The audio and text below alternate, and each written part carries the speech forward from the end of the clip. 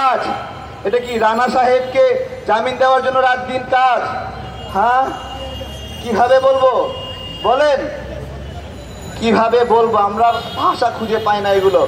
রানা প্লাজার জন্য ওই যে এনাম সাহেব বলছিল প্রত্যেককে 70 লাখ টাকা করে দিছি। প্রত্যেকে 70 লাখ টাকা করে দিলে 1000 মানুষকে কত টাকা দেওয়া হয় বলেন? তার মানে এতগুলো টাকা এসেছিল নাকি?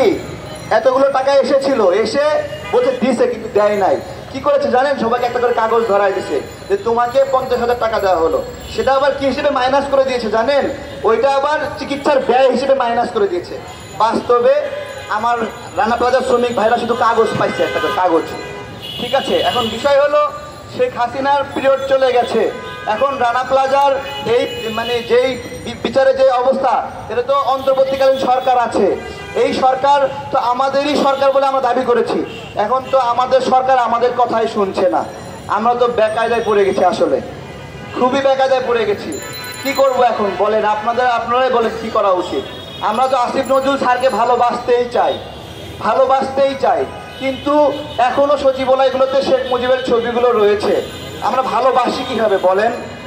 শেখ হাসিনা গণহত্যায় অভিযুক্ত, শেখ মুজিবুর রহমান উনি কি গণহত্যায় অভিযুক্ত না? উনি কি রক্ষী বাহিনী দিয়ে 32,000 মানুষকে হত্যা করেন নাই? তাহলে ওনাকে জাতির পিতা বানাইছে শেখ হাসিনা। শেখ হাসিনা তো বানাবেই, খুবই স্বাভাবিক বিষয়। তার তো বানানোরই কথা, তার বাপকে সে সবার বাপ বানাবে, এটা তো খুবই স্বাভাবিক।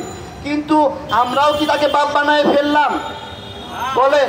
কোন গণশুনানির মধ্য দিয়ে উনি সবার বাবা হয়ে গেলেন বলেন? এগুলো কিভাবে বলবো? এগুলো চলছে আমাদের। আমরা একটা মানে ইউনূস স্যার বললো রিসেট বাটন নাকি চেপেছেন, রিসেট বাটন চেপেছেন, আগের হিসাব নাই। তো আগের কোন কোন হিসাব নাই? শেখ মুজিবের হিসাব রয়ে গেছে, বঙ্গবন্ধুর নাম রয়ে গেছে। এগুলোকে সম্মান করতে হচ্ছে নাগরিকদেরকে। এগুলো আমরা করব কি করব না সেটা একটা বিষয় আছে। কিন্তু এই যে রানা জামিন পেয়ে গেল, আমরা আজকে বিকেলের মধ্যেই এই প্রতিক্রিয়ার ফলাফল দেখতে চাই। আগামীকাল বলবো না, আজকে বিকালের মধ্যেই এই জামিন স্থগিত চাই আমরা। আজকে বিকালের মধ্যেই স্থগিত না হলে কালকে আবার এখানে আমরা রাজনৈতিক কর্মীরা দাঁড়িয়েছি। কালকে ন্যাংরা লুল্লা রানা প্লাজার শ্রমিকদেরকে নিয়ে আসবো, এখানে নিয়ে আসে ওই হাইকোর্টে ওই বিচারকদেরকে আমরা বের করব যে তুমি কেন এটা জামিন দিলা। তুমি আমাদেরকে সামনে বলো তোমার কাছে কি কি যুক্তি আসলো, সেই যুক্তিতে রানা প্লাজার এই রানাকে জামিন দিলা। ক্ষতিপূরণ দিতে পারো না, খাইতে দিতে পারো না, আর সন্ত্রাসীদেরকে বের করে দিচ্ছ। এইটা কোনো